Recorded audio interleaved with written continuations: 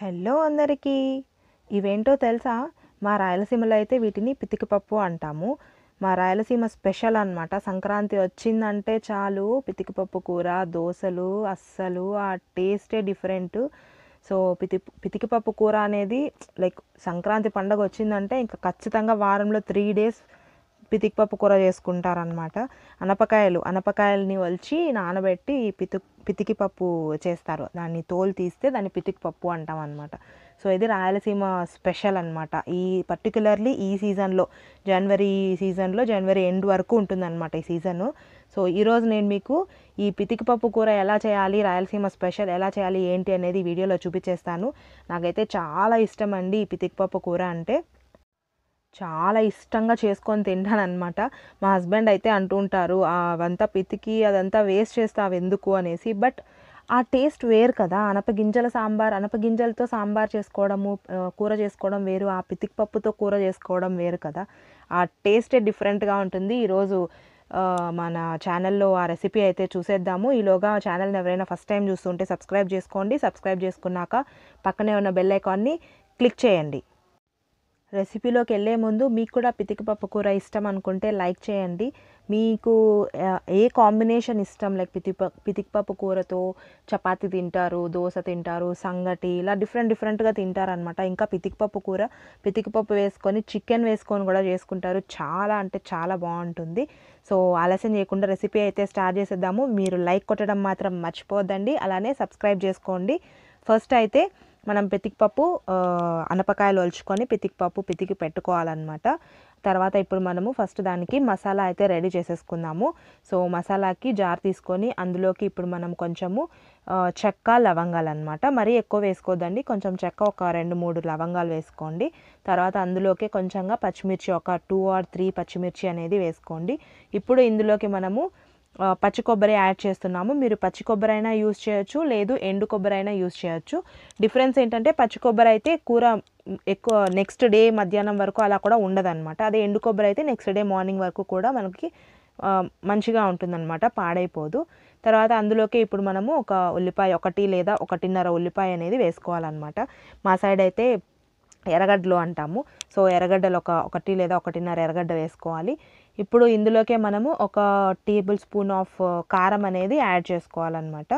మనం 1 table spoon కారం add చేసుకున్నాం కాబట్టి ఒక 1/2 టేబుల్ స్పూన్ ఆఫ్ ధనియాల పొడి కూడా యాడ్ చేసుకోవాలి. సో ఇంతే మసాలా. దీన్ని ఇప్పుడు మనము గ్రైండ్ చేసేసి పెట్టేసుకోవాలన్నమాట. సో మెత్తటి పేస్ట్ లాగా అవుతుంది. కొబ్బరి కూడా బాగా ముక్కలు అట్లే లేకుండా మెత్తగా పేస్ట్ లాగా రెడీ చేసి పెట్టుకోవాలన్నమాట. చూడండి, చాలా మెత్తగా పేస్ట్ లాగా రెడీ అయిపోయిందనమాట. ఇప్పుడు మనము అసలు ప్రాసెస్ అయితే స్టార్ట్ చేసేద్దాము. ఈ కూర వచ్చేసి నార్మల్ పాన్లో కూడా చేసుకోవచ్చు, లేదా కుక్కర్లో కూడా చేసుకోవచ్చు అనమాట. కుక్కర్లో అయితే కొంచెం ఈజీగానే చేసుకోవచ్చు.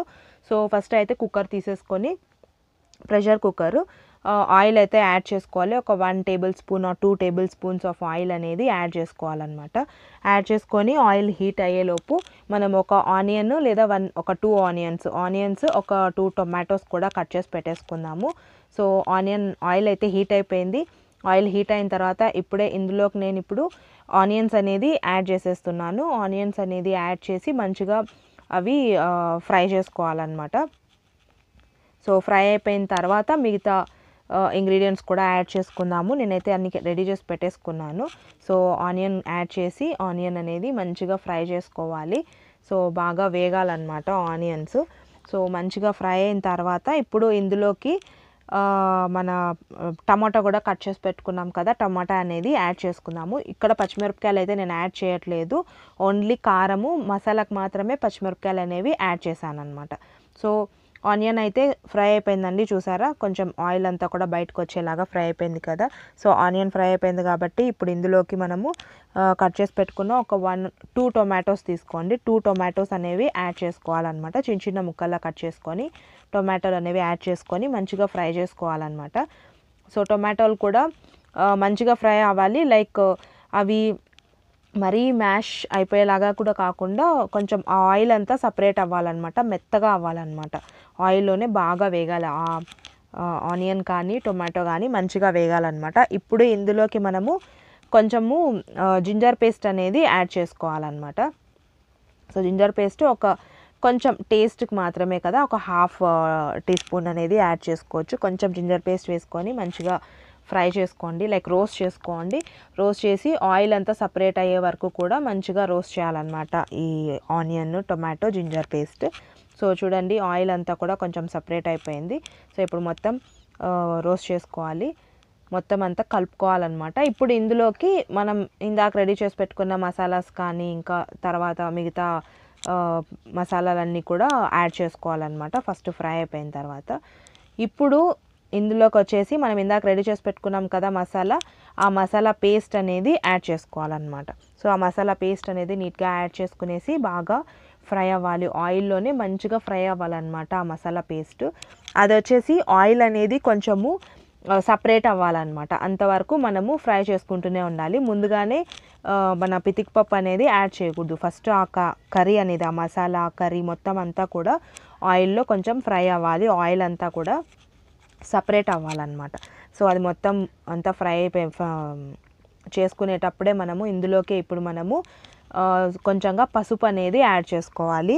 అలానే మనం ఇందాక సాల్ట్ అంతా కూడా ఏం వేసుకోలేదు కదా, సో సాల్ట్ కూడా యాడ్ చేసుకోవాలి. అలానే కొంచెంగా జీలకర్ర పొడి కూడా యాడ్ చేసుకోవాలన్నమాట.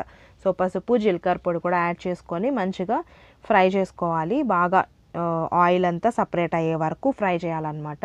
సో ఇప్పుడైతే కొంచెం మీడియం సిమ్లో పెట్టుకొని ఫ్రై చేసుకోండి, లేదంటే అడుగంటింది అనుకోండి, మాడిపోయింది అనుకోండి, మళ్ళీ ఆ టేస్ట్ డిఫరెంట్ అయిపోతుంది. సో సాల్ట్ కూడా యాడ్ చేసుకొని బాగా ఫ్రై చేసేసుకోండి. దాని తర్వాత ఇప్పుడు మనం పితికి పెట్టుకున్నాం కదా, ఆ పితికిపప్పు అనేది యాడ్ చేసుకోవాలి.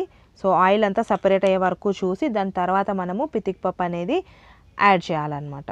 సో పితికిపప్పు కూడా నీట్గా రెడీ చేసి పెట్టుకొని కడిగి పెట్టేసుకోవాలి, మొత్తం యాడ్ చేసుకోవాలి. ఇందులోకి ఇంకా డిఫరెంట్గా కూడా యాడ్ చేసుకోవచ్చు, లైక్ ఆలు యాడ్ చేసుకోవచ్చు, చికెన్ యాడ్ చేసుకోవచ్చు.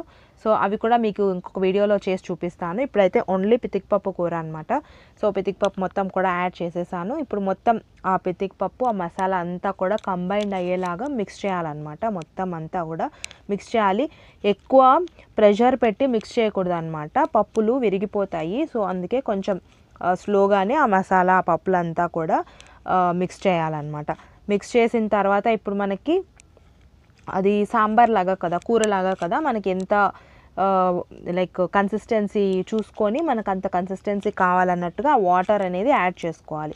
మనం ఇందాక మసాలా వేసుకున్నాం కదా, ఆ జార్ ఉంటుంది కదా, ఆ జార్లోనే వాటర్ వేసుకొని ఆ వాటర్ అనేది యాడ్ చేసుకోవాలన్నమాట.